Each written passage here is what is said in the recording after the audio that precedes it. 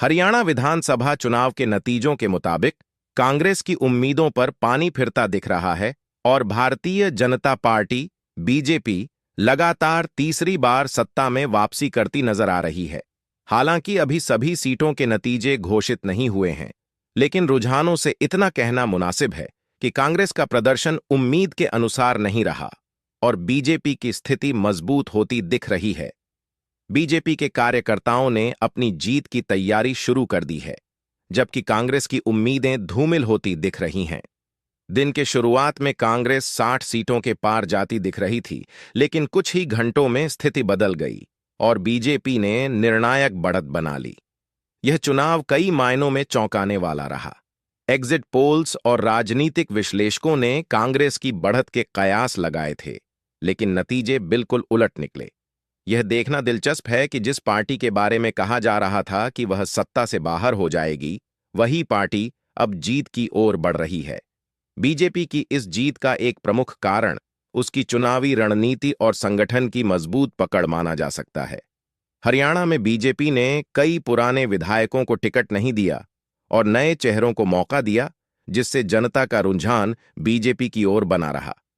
इसके विपरीत कांग्रेस अपने आंतरिक मुद्दों और रणनीति की कमी से जूझती नजर आई। प्रधानमंत्री नरेंद्र मोदी ने हरियाणा में कम रैलियां की, लेकिन उनकी रणनीति और बीजेपी की जमीनी पकड़ ने पार्टी को आगे बढ़ने में मदद की। कांग्रेस के नेता राहुल गांधी ने अपनी आंधी की बात की थी, लेकिन नतीजे बताते हैं कि वह आंधी बीजेपी के सामने ठहर नहीं सकी। एग्जिट पोल्स की बात करें तो उनका प्रदर्शन फिर से सवालों के घेरे में है। अधिकतर एग्जिट पोल्स ने कांग्रेस को बढ़त में दिखाया था, लेकिन जमीनी हकीकत बिल्कुल विपरीत निकली। बीजेपी की जीत से साबित होता है कि जमीनी राजनीति और मतदाताओं के मनोभावों को समझना कितना मुश्किल है। बीजेपी की जीत इसीलिए भी अहम है क्योंकि इसे लेकर कई तरह के सवाल खड़े किए गए थे। किसानों की नाराजगी, सरकार विरोधी लहर और अन्य मुद्दों के बावजूद बीजेपी ने अपनी जीत सुनिश्चित की। इससे यह साफ है कि मतदाताओं ने कांग्रेस के बजाय बीजेपी पर भरोसा जताया। कांग्रेस की हार का मुख्य कारण उसकी रणनीतिक असफलता और पार्टी के भीतर नेतृत्व की कमी माना जा सकता है। भूपेंद्र हुड्डा जैसे वरिष्ठ नेता भी पार्टी को जीत दिलाने में सफल नहीं हो सके। कांग्रेस ने भले ही मुद्दों को उठाया हो, लेकिन वह जनता के बीच अपनी बात सही से नहीं पहुंचा पाई।